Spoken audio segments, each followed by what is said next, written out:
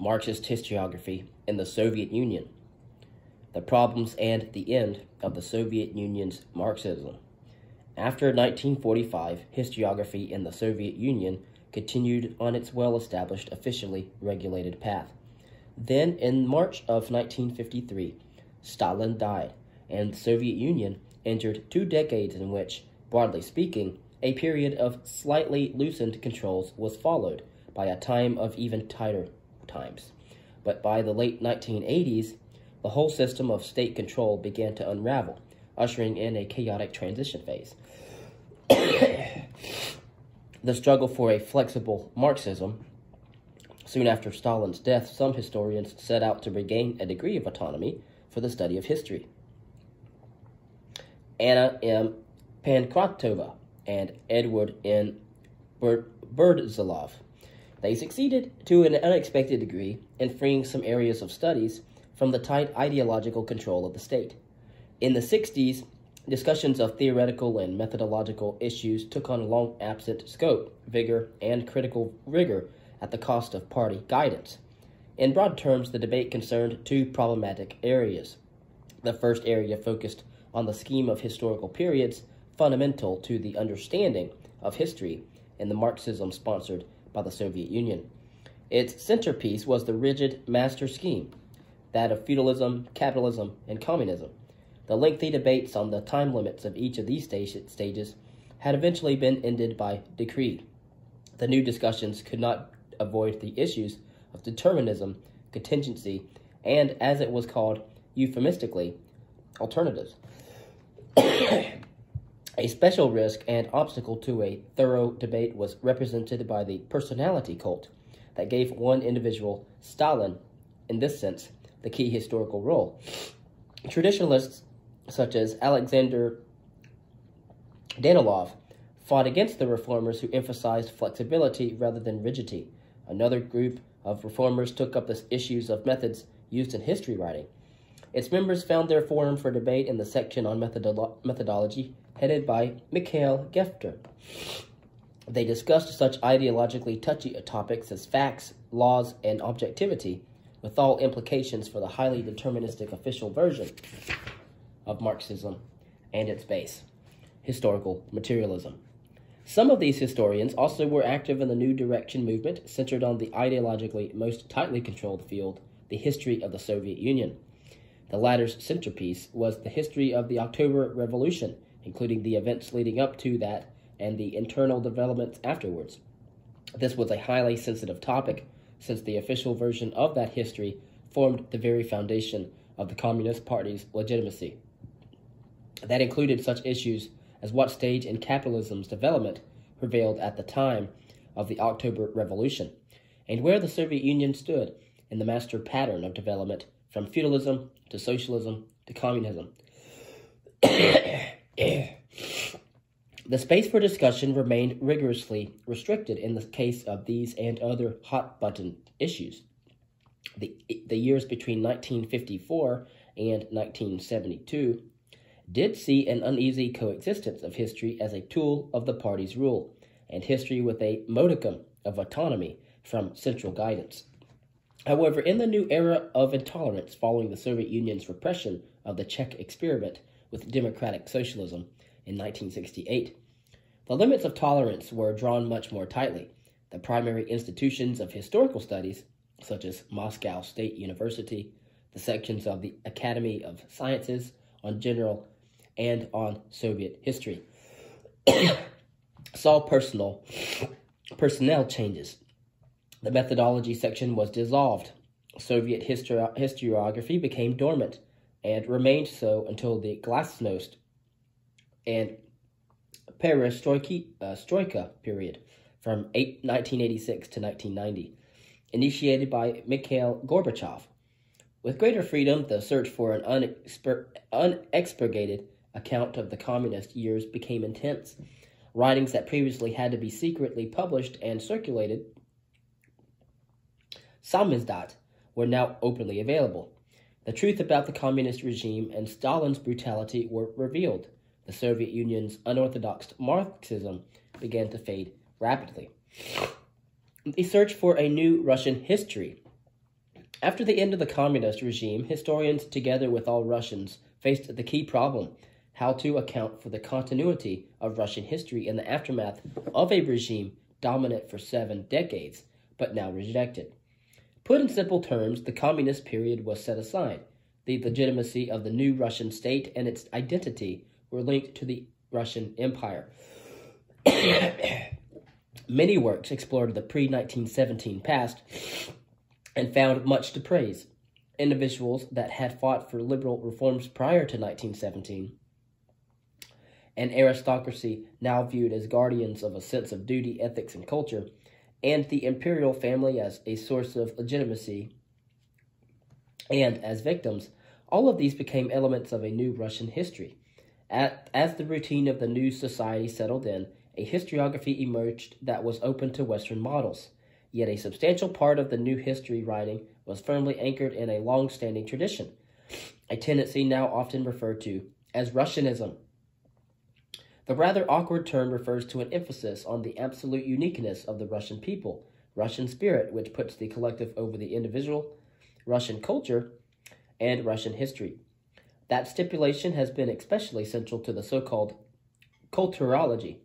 Set apart from the social and cultural sciences, culturology viewed Russia as a unique entity in a world of other unique entities, a radical negation of the Hegelian Marxist world history as unified process with rigidly defined stages and a deep bow to historicism.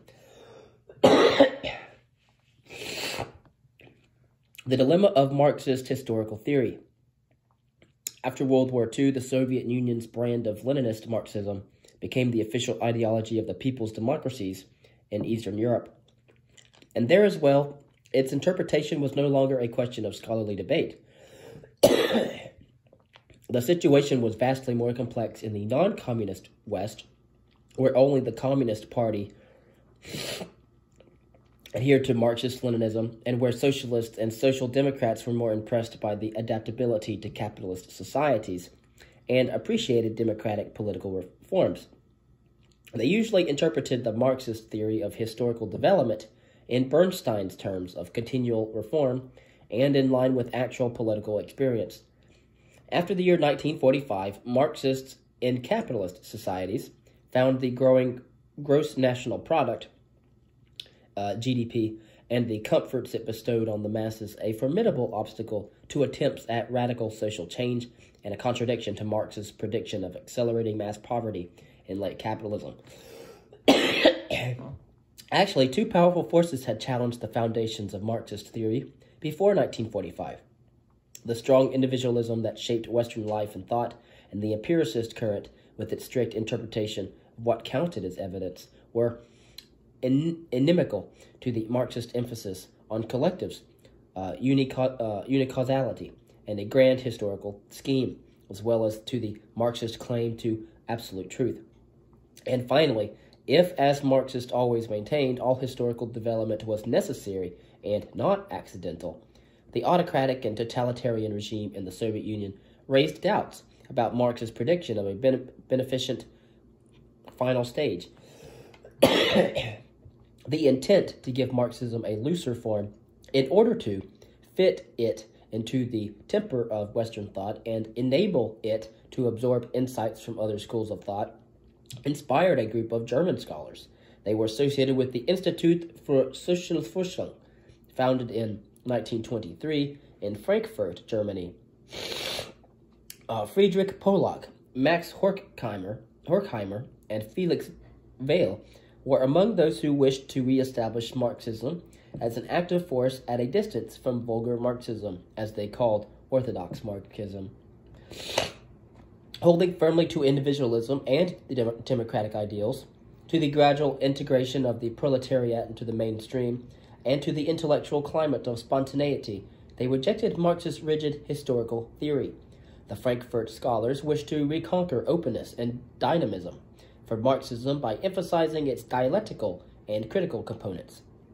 Thought was neither the shaper of grand theories or to behold forever, the fallacy of pure theory practiced by conventional philosophy, nor the result of shaping external forces or conditions, economic ones in Marx and Volch ones in fascism. True thought resulted from the dialectical interaction between theory and praxis. Or, as a more recent critical school scholar, Jürgen Habermas, has put it, Marxist theory is to be understood as the catalytic agent for the very societal life context that it analyzes, and it analyzes that context as an integral whole with a view to its possible Aufhebung, that is, its overcoming. In short, Marxist thought must always be informed by life as it exists at a given time, in order to be able to shape that life by its insights. That view forced these scholars to abandon two crucial orthodox Marxist tenets: the assertion that all non-economic features of life were determined by the prevailing economic structure, and a rigid preset scheme of historical development.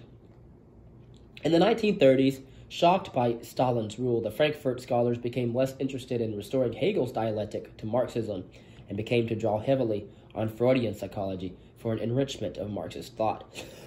The subsequent Anglo-Saxon exile of most of the Frankfurt scholars, by then referred to as the critical school, brought a critical analysis of Western culture, the dialectic of enlightenment.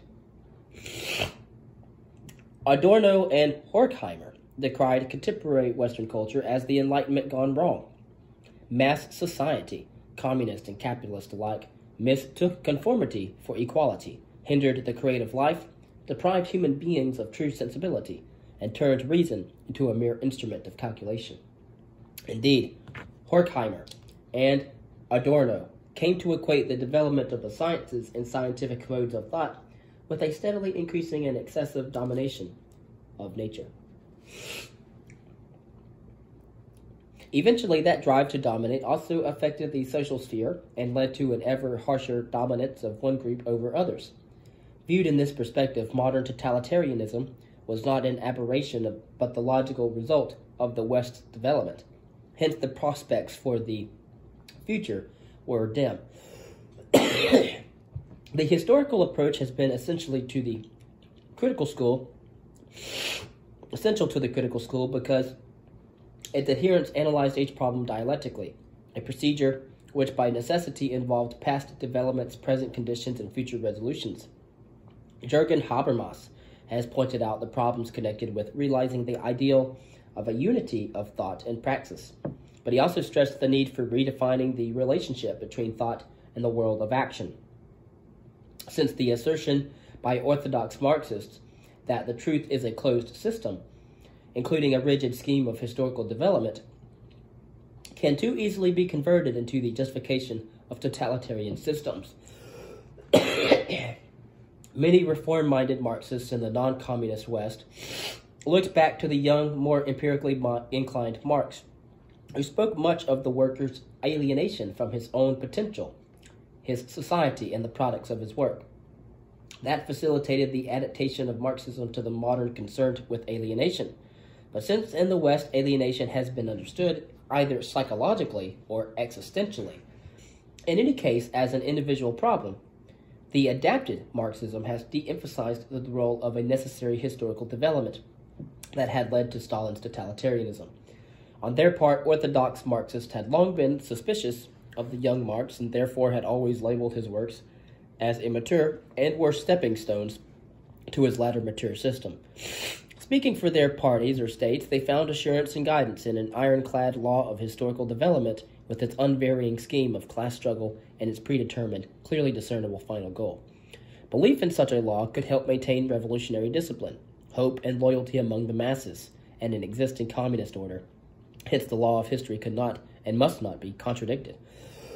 The dilemma remained. If all that exists is subject to dialectical law, how can man be exempted? And if man is not exempted, how can we speak of his freedom and creativity? In the Anglo-Saxon world, never a fertile ground for speculative systems, the strict Marxist interpretation of history on the basis of economic determinism convinced few scholars. Marxism, as the supplier of various analytical models for historical studies, was a different matter, however. Understood in this way, Marxist historical thought has been used by historians like Eric J. Hobsbawm and Edward B. Thompson and Christopher Hill They all wished for a more flexible Marxism, although each of them struggled in his way with the rigidly hierarchical Marxist link between the economic basis and the cultural superstructure. The aim was to create a viable alternative to the dominant structural functional models in the social sciences. The structural functionalists have viewed the societies as systems which need to be maintained in a stable condition by neutralizing changes, regarded as dysfunctions. As an interpretation the Marxist historians have considered false because of its being ahistorical. The Marxists have stressed that the internal contradictions present in all social systems had the positive function of being the motor of change. And indeed, where social scientists have seen a continual side-by-side existence of equally valuable cultures, Marxist historians have discerned a progress in the human emancipation from nature. In their attempt to give a historical nature to the Anglo-Saxon social sciences, Marxist historians have sacrificed the reductive clarity of the rigid Marxist scheme, in which the economic base prescribed a certain superstructure, and all of history moved inevitably toward an ideal, everlasting society. For them, Marxist historical thought has become partially valid, changing constantly in form and in accent, and offering only partial truth, rather than a complete blueprint for past, present, and future.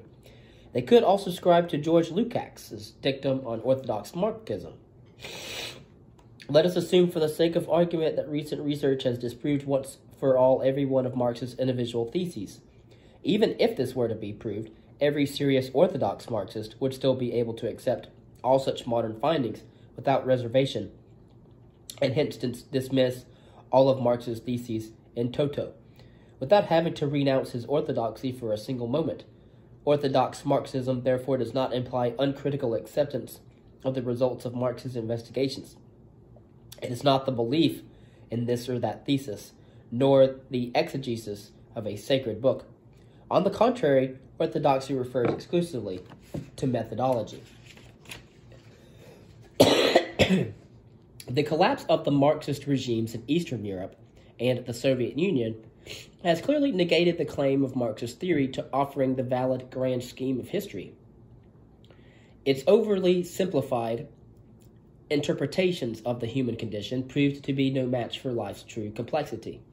Whether or to which degree scholars will have recourse to it for specific insights or methods is yet to be seen.